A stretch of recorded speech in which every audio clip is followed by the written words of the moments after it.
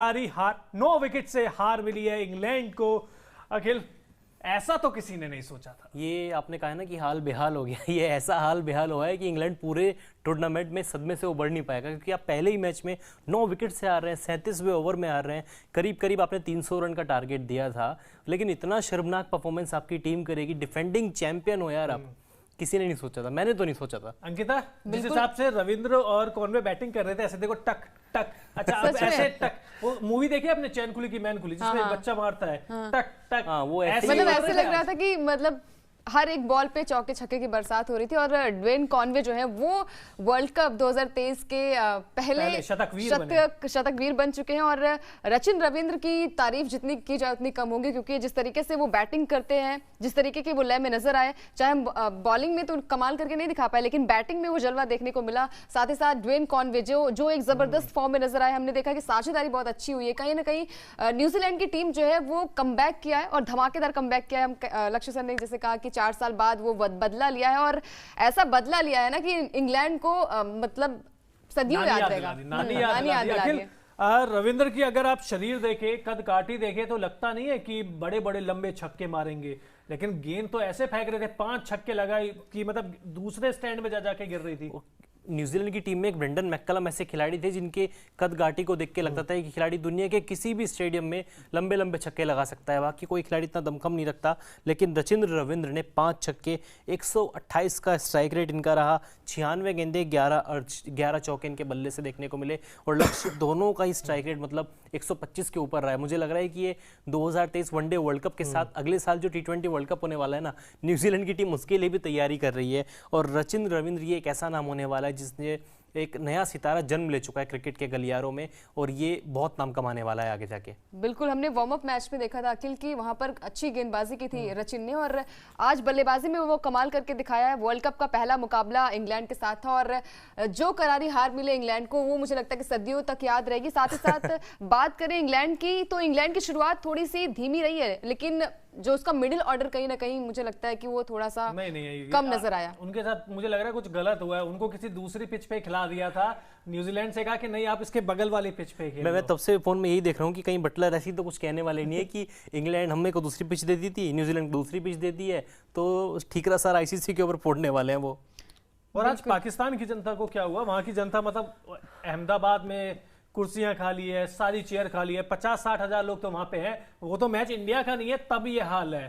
कब रोने की आदत खत्म हो गई है पड़ोसियों की? देखिए, वो तो आदत शायद कभी ना जाए, मिल गया उन लोगों को, कोई बात नहीं, कोई बात नहीं। अभी तो भिड़ंत होगी भारत के साथ भी, वहां पर कुर्सियां शायद पूरे देखने को मिले। पड़ोसी ने जो ट्वीट किया ना, मैं कल के मुकाबला कल इन्हीं का मैच है, पाकिस्तान और नीदरलैंड, कल देखते हैं कितनी कुर्सियां। उनके पास बहाना मिल जाएगा ना, हमको तो वीजा नहीं मिला था, हमारे पास ये है। लेकिन चलिए, जॉस बटलर ने क्या कहा है ये भी आपको बता देते हैं कि ऑब्वियसली यही कहेंगे कि हार से दुखी है, डिसअपॉइंटेड है, लेकिन उन्होंने कहा है कि न्यूजीलैंड ने हमको हर डिपार्टमेंट में आउटप्लेड कर दिया है, यानी कि हर डिपार्टमेंट, चाहे फील्डिंग हो, चाहे बल्लेबाजी हो, चाहे गेंदबाजी हो, हर डिपार्टमेंट में पीछे छोड़ दिया। लेकिन उसी के साथ उन्होंने ये उम्मीद भी जताई है कि लंबा टूर्नामेंट है, हम वापसी करेंगे। लेकिन एक चीज है अखिल और अंकिता, ठीक है इंग्लैंड हार गया है, लेकिन उनको रूल आउट करना भी एक बहुत बड़ी बेवकूफी होगी। पहला ही मैच था लक्ष्य, और पहले मैच में आप किसी भी टीम के लिए इतना बड़ा जज नहीं कॉल नहीं ले सकते कि इंग्लैंड अगर 9 विकेट से हार गया तो शायद पूरे टूर्नामेंट में वो ऐसे ही खेलेंगे। डिफेंडिंग चैंपियन है, उतार चढ़ाव खेल में आते रहते हैं, लेकिन एक बात ये भी रही है कि न्यूजीलैंड की टीम को ना आईसीसी के इवेंट्स में हमेशा हल्के में लिया जाता है, लेकिन ये टीम एक बाउंस बैक कर दी है। बायलैटरल सीरीज में कैसा भी खेले, 4 साल में कैसा भी खेले, लेकिन जब वर्ल्ड कप आता है इनसे बेस्ट कोई टीम नजर नहीं आती, बल्कि टीम इंडिया भी इनके सामने फीकी नजर आती है। तो ये टीम की कंसिस्टेंसी में कहूँगा कि 2015 के वर्ल्ड कप से चली आ रहे बीते 8 सालों में इस टीम के कुछ नहीं बदला। जब आईसीसी इवेंट्स की बात आती है, खासतौर पे वर्ल्ड कप की बात आती है, तो ये टीम एकदम पंचुअल, मस्त और बिंदास नजर आती है। जी बिल्कुल, क्या कहोगे? बिल्कुल, क्योंकि आज के प्रदर्शन के बाद ये लगा है कि वो कमबैक देखने को मिला। जिस तरीके से अखिल ने कहा कि जब वर्ल्ड कप की बात आती है तो कहीं ना कहीं न्यूजीलैंड की टीम एक उभरता हुआ, हम कह सकते हैं कि जितने सारे बैट्समैन होते हैं, जैसे हमने रचिन रविंद्र को देखा कि एक उभरता हुआ सितारा हमारे सामने है, और डरने की जरूरत है, क्योंकि बॉलिंग से भी वो कमाल का प्रदर्शन करते हैं, साथ ही साथ बैटिंग में भी कमाल का प्रदर्शन करते हैं।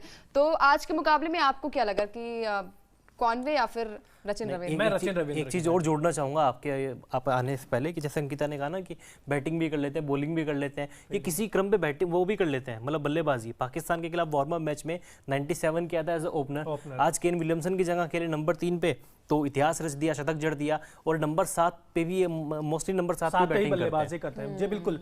तो चलिए, जैसे ओकिनावा स्कूटी है इफेक्टिव, उसी तरीके से इस मैच का Okinawa effective player of the match कौन है वो भी देख लेते हैं। ज्यादा बातचीत करने की जरूरत है नहीं, क्योंकि जिस बल्लेबाज ने आते के साथ ही, ठीक है कॉनवे ने इनसे ज्यादा रन बनाए, लेकिन जो पूरी की पूरी हाईलाइट है वो एक खिलाड़ी ही वो कहते हैं ना छीन के ले गया सबसे। बल्लेबाजी हुई इंग्लैंड की 50 ओवर की, फिर न्यूजीलैंड ने गेंदबाजी भी करी, लेकिन बल्लेबाजी में जिस हिसाब से रचिन रविंद्र ने प्रदर्शन किया है, बेहद शानदार प्रदर्शन, और अकेले दम पर, क्योंकि मोमेंटम उन्होंने दिलाया था ना। बिल्कुल बिल्कुल। स्टार्टिंग में हमने देखा है कि आउट हो गए थे विलियन जिस तरीके से आउट हुए, उसके बाद लग रहा था कि शायद ये मैच कहीं ना कहीं फिसलता हुआ नजर आया। हाँ, थोड़ा फंसता हुआ नजर आया, लेकिन उसके बाद रचिन रविंद्र आए और कॉनवे की जोड़ी ने 273 की साझेदारी की है, तो बहुत बड़ी बात होती है। और कहीं ना कहीं जब आपका पार्टनर ऐसा मिल जाए, पार्टनरशिप अच्छी हो जाए, तो मैच आगे निकलता ही जाएगा। और डरने की जरूरत थोड़ी सी है, क्योंकि 9 विकेट से हराए इंग्लैंड को। तो और खासतौर पर ये भी कहते हैं कि वनडे क्रिकेट में लेफ्ट राइट का कॉम्बिनेशन बड़ा मायने रखता है, लेकिन यहाँ तो दोनों लेफ्ट हैंडर बल्लेबाज थे।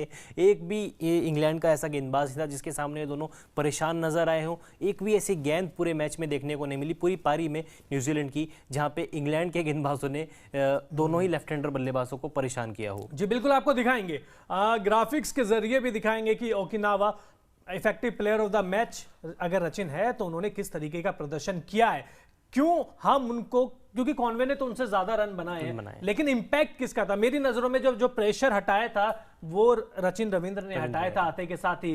कॉनवे ने ठीक है अच्छी बल्लेबाजी करी है, 150 रन से ज्यादा रन बनाए हैं, लेकिन रचिन रविंद्र के 123 रन मुझे लगता है कि शायद कॉनवे से थोड़े से आगे निकल गए, क्योंकि एक तो अनुभव, बिल्कुल कॉनवे आईपीएल में भी खेलते हैं, इंडिया में बहुत खेलते हैं, पहला शतक लगाया उन्होंने अपना इंटरनेशनल करियर का, और वो भी वर्ल्ड कप के पहले मैच में वर्ल्ड चैंपियंस के खिलाफ। बिल्कुल, पहले ही मैच में वर्ल्ड कप के एक प्रेशर रहता है, और वर्ल्ड कप में पहला मैच बतौर डेब्यू था इनका, और कमाल की पारी खेली। और खासतौर पे न्यूजीलैंड के मैनेजमेंट में भी ना, ग्वेरी स्ट्रेट ने भी अपने बयान में कल कहा था कि केन विलियमसन की जगह हम ऐसे प्लेयर को तैयार कर रहे हैं जो नंबर 3 पे जाके थोड़ा बहुत प्रेशर हमारी टीम के ऊपर से कम करेगा। और जब आप 283 चेज कर रहे हैं, अंडर द लाइट चेज कर रहे हैं, थोड़ा बहुत प्रेशर न्यूजीलैंड के ऊपर भी था, क्योंकि 2 बार से रनर अप रहे हैं, वर्ल्ड कप जीत नहीं पाए हैं। और जब आप रनर अप के टैग के साथ, वो भी 2 बार के रनर अप टैग के साथ आते हैं ना, आपके ऊपर एक चोकर का ठप्पा भी लग जाता है। लेकिन न्यूजीलैंड की टीम ने उसको दूर किया, और खास तौर पे जो नंबर 3 के लिए भेजा गया था रचिन रविंद्र को। मैं 2 मिनट आपको रोकूंगा। Okinawa effective player of the match, 123 run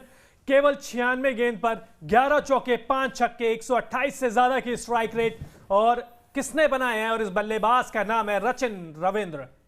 बिल्कुल, रचिन रविंद्र जो कि लाइमलाइट इन्होंने सारी चुराई। ड्वेन कॉनवे ने पहला, तो सही थोड़ा सा कौन है, कहां से आते हैं? देखिए, भारतीय मूल के निवासी हैं, बेंगलुरु से बिलोंग करते हैं और न्यूजीलैंड के लिए खेलते हैं। और एक और इनका नाम जो सचिन तेंदुलकर और राहुल द्रविड़ के नाम से, इनके जो माता पिता है उन्होंने उनके नाम से इसका नाम बनाया है। राहुल द्रविड़ के नाम से रा, और सचिन के नाम से चिन, तो रचिन जो है वो सचिन और राहुल के नाम से बना हुआ है। लेकिन आज प्रदर्शन तो सहवाग वाला किया है इन्होंने, दोनों को हटाते हुए प्रदर्शन। तो ये है Okinawa effective player of the match Rachin Ravindra. और चलिए इनके बारे में बातचीत कर ली, तो अब ओकिनावा स्कूटी है जो अलग अलग कलर में आती है, और बहुत सारे कलर्स में आपको मिल जाएगी। तो ये भी देख लेते हैं कि ओकिनावा जो colourful movement of the match है उस पर भी नजर डाल लेते हैं, क्योंकि ऐसा नहीं हो सकता कि वर्ल्ड कप में मैचेस हो और आपको वो कलरफुल मूवमेंट देखने को ना मिले, तो वो भी आपको दिखाएंगे। और एक तो मेरा बहुत ज्यादा फेवरेट है, अभी कुछ ही सेकंड्स में आपके स्क्रीन पर चल जाएगा, उसके बारे में बातचीत करेंगे। लेकिन इस मैच में सबसे ज्यादा अच्छी पारी आपको, पारी तो नहीं कहूंगा, सबसे अच्छा मूवमेंट कौन सा लगा? ये देखिए ओकिनावा, ये बिल्कुल धोनी और विराट, मैच था इंग्लैंड और न्यूजीलैंड का, लेकिन वहां पर दर्शक जो थे वो विराट और धोनी के फैन थे। बिल्कुल, और ये तस्वीर जो है आपके सामने रचिन रविंद्र की भी है और विराट और धोनी की भी। देखिए, धोनी तो वर्ल्ड कप में नहीं है, तो नहीं देख रहे शायद ये भी हो सकता है, लेकिन देखिए रचिन रविंद्र जिस फॉर्म में नजर आ रहे हैं तो इनसे डरने की जरूरत है। और लक्ष्य सर ने जैसे कहा कि पहला इंटरनेशनल मुकाबला वो खेल रहे हैं, तो पहले इंटरनेशनल मुकाबले में शतकीय पारी खेली है, तो आगे के मुकाबले में और धुआंधार पारी मेरे हिसाब से आ सकती है। ये तो शुरुआत है, अभी तो पार्टी बाकी है न्यूजीलैंड के लिए, मतलब पार्टी भी है बिल्कुल। लेकिन अब यही है कि ओवर कॉन्फिडेंस भी नहीं जाना होगा। अच्छा, इंग्लैंड ने गलती क्या करी? या तो उनको कंडीशन टफ मिली, या जो टॉस आ रहे वही मैच हार गए, क्योंकि बाद में ये तो बहुत सिंपल सी बात है कि बल्लेबाजी करना बाद में बेहद आसान हो जाएगा। मेरे हिसाब से यहाँ पर टॉस हारी है। हारने के बाद कहीं ना कहीं मोमेंटम उनका, मैंने कहा ना कि मोइन अली 11 रन पर आउट हुए, तो शायद वो साझेदारी उनकी हो नहीं पाई और एक के बाद सारे बैट्समैन आउट होते गए। जो रूट ने एक अच्छी पारी खेली, लेकिन उनका सहयोग, उनका योगदान देने के लिए कोई बैट्समैन वहां पर बचा नहीं है, तो शायद वहां पर मिडिल ऑर्डर उनका थोड़ा सा मुझे समझ नहीं आया, और कहीं ना कहीं गेंदबाजी तो बहुत खराब रही है। और खासतौर पर जब आपको पता है किस तरह की विकेट होने वाली है और आप पहले बल्लेबाजी कर रहे हैं ना चाहते हुए भी, आपको चाहिए था कम से कम 350 रन तो बोर्ड पे लगाएं, क्योंकि आपको पता है कि अंडर द लाइट चेज हो सकता है, और न्यूजीलैंड ने वो करके भी दिखाया। लेकिन उसके बाद भी अगर इंग्लैंड की गेंदबाजी पर नजर डालें, Chris Woakes, Sam Curran, Mark Wood, ये 3 धुरंधर हैं, और ये 3 इंग्लैंड के मॉडर्न क्रिकेट में, वाइट बॉल क्रिकेट में लीडिंग विकेट टेकर्स में से एक माने जाते हैं। तो अगर अभी तो टूर्नामेंट शुरू हुआ है, अगर आने वाले मैचेस में भी इसी तरह की विकेट मिलती है और इंग्लैंड पहले ही बल्लेबाजी करता है, तो आप हर बार ये नहीं कह सकते कि हमको कंडीशंस ऐसी मिली हैं, इस तरह का परफॉर्मेंस किया हमने। आपको इस तरह की परिस्थितियों में विकेट्स लेने होंगे। बिल्कुल, सैम करन ने एक विकेट लिया, लेकिन उसके अलावा कोई भी ऐसा बॉलर दिखा नहीं कि जो लय में नजर आया, और सभी वहां पर सभी की पिटाई हुई है। और जिस लय में यहाँ पर कॉन्वे और हम बात करें रचिन रविंद्र नजर आए, तो आगे के मैचेस में भी ऐसी साझेदारी देखने को मिल सकती है। अगर बैट्समैन एक बार टिक गया और सामने अगर अच्छी लय में कोई दूसरा बल्लेबाज नजर आए, तो आउट करना मुश्किल ही नहीं नामुमकिन।